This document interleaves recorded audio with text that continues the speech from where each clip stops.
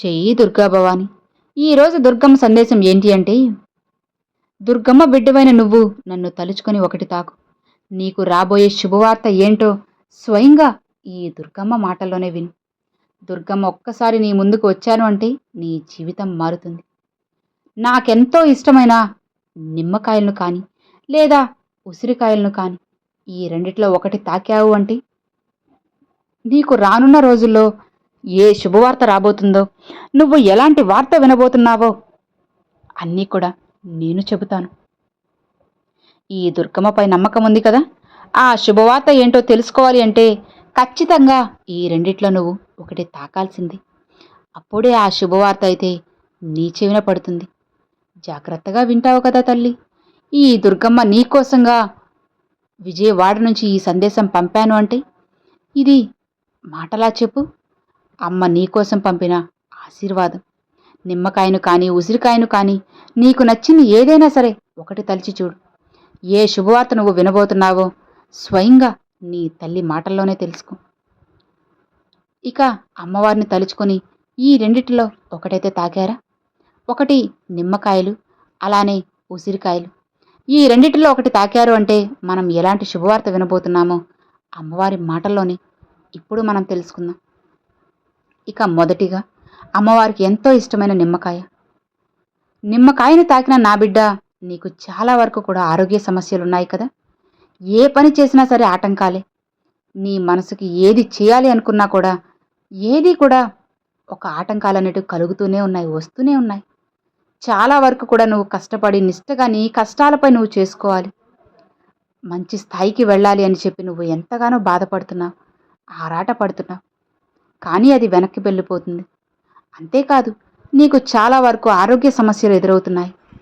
వాటి వల్ల నీ ఆలోచన శక్తి క్షీణించి ఏం చేయాలో తోచకుండా నిరుత్సాహపడుతున్నావు కదా. అంతేకాదు, ఏదీ కలిసి రావడం లేదని ఇంట్లో ఒకటే గొడవలు, మనశ్శాంతి లేక అల్లాడిపోతున్నారు కదా. నిజమేనా? ఇక నీ యొక్క మనసులోని బాధ అలానే నీ ఆలోచనలు ఏదీ కూడా సరిగ్గా లేవనుకోవడం, నీ ఆరోగ్య సమస్యలు, అంతేకాకుండా నీ ఇంట్లో కలహాలు, మనశ్శాంతి లేకపోవడం, దీనివల్ల నువ్వు కృంగిపోయి చాలా బాధపడిపోతున్నావు కదా. ఇదంతా ఎందుకు అనుకుంటున్నావు? నరదిష్టి. అవును, నీపై నరదిష్టి ఎంతగానో ఉంది. నరదిష్టి ఎంతగానో నిన్ను కృంగదీస్తుంది, ఇబ్బంది పెడుతుంది. దృష్టి దోషం అనేది ఎంతగానో మనిషిని అతలాకుతలం చేసేస్తుంది. కాబట్టి ముందు నిన్నే నువ్వు చూపించవచ్చు. అవునమ్మా, నీ ఇంటికి చాలా దిష్టి ఉంది. ఇతరులు మంచిగా అబ్బా ఎంత బాగున్నారో, వీళ్ళు ఎంత పెద్ద ఇల్లు కట్టుకున్నారో, ఎంత సంతోషంగా ఉన్నారో, ఎంతలా డబ్బు సంపాదిస్తున్నారో అని ఇలా అనుకుంటున్నా కూడా ఇది నరదిష్టే కదా. ఆలోచించమ్మా. అలా ఆ నరదిష్టి అనేది నిన్ను చుట్టుముట్టేసి నీకు ఊపిరాడనివ్వకుండా చేస్తుంది. నీ ఇంటిని ఆవహించి ఉంది. అందుకే ఇన్ని సమస్యలు, ఇన్ని అనారోగ్య సమస్యలు. కాబట్టి కనీసం వారానికి ఒక్కసారి, నెలకొక్కసారైనా సరే నిమ్మకాయతో దిష్టి తీసుకో.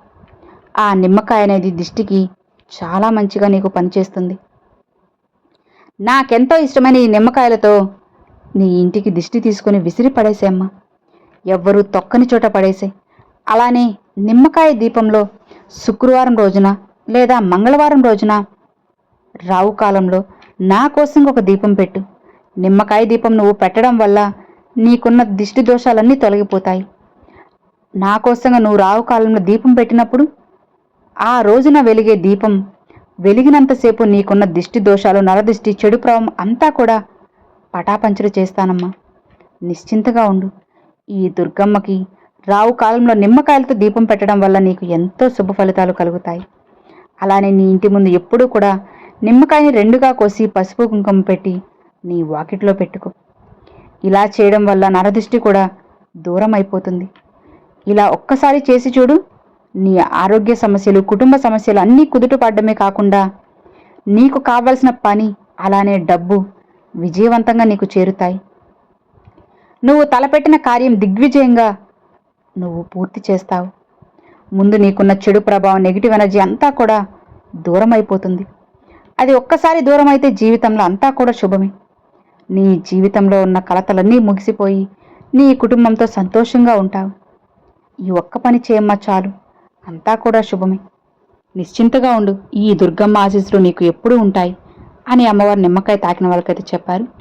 ఇక 2 ఉసిరికాయ తాకిన వాళ్ళకి ఏం చెప్తున్నారు అంటే, ఇలా చూడు, నువ్వు ఉసిరికాయను తాకావు కదా, అయితే విను, నీకు ఎంతగానో ధన కష్టం ఉంది అని, ధన కష్టంతో నువ్వు చాలా ఇబ్బంది పడుతున్నావు, అప్పులతో సతమతమైపోతున్నావు కదా, అప్పుల పాలయ్యి అల్లాడిపోతున్నావు కదా.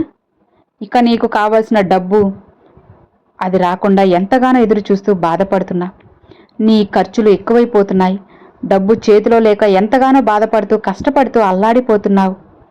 నువ్వు ఈ కష్టానికి తగ్గ ఫలితం అనేది రాకుండా ఎదురు చూస్తున్నావు. నాకు మంచి కాలం రాకపోతుందా అమ్మా, మంచి జీవితం నాకు రాకుండా ఉంటుందా, అందరిలా నేను కూడా డబ్బు సంపాదించి నా ధన కష్టాలన్నీ తీర్చుకోకపోతానా అని ఆలోచిస్తున్నావు కదా. నీకు అది జరగకుండా ఖర్చు మీద ఖర్చు, కష్టం మీద కష్టం వచ్చి దీనివల్ల నీకు ఏదీ దక్కడం లేదు. ఎక్కువ మనశ్శాంతి అనేది లేకుండా పోతుంది కదా. ఇతరుల అప్పుల వాళ్ళు ఎక్కడుంటే అక్కడికి అడిగి అడిగి అవమానంగా మాట్లాడుతూ ఉన్నారు. నలుగురు ముందు తక్కువ చేస్తున్నారని ఇబ్బంది పడుతున్నావు కదా. డబ్బు పరంగా నేను ఎంత కష్టపడినా నాకు కలిసి రావడం లేదమ్మా, నాకు లక్ష్మీదేవి అనుగ్రహమే నాకు లేకుండా పోయింది అని అలమటించిపోయావు కదా.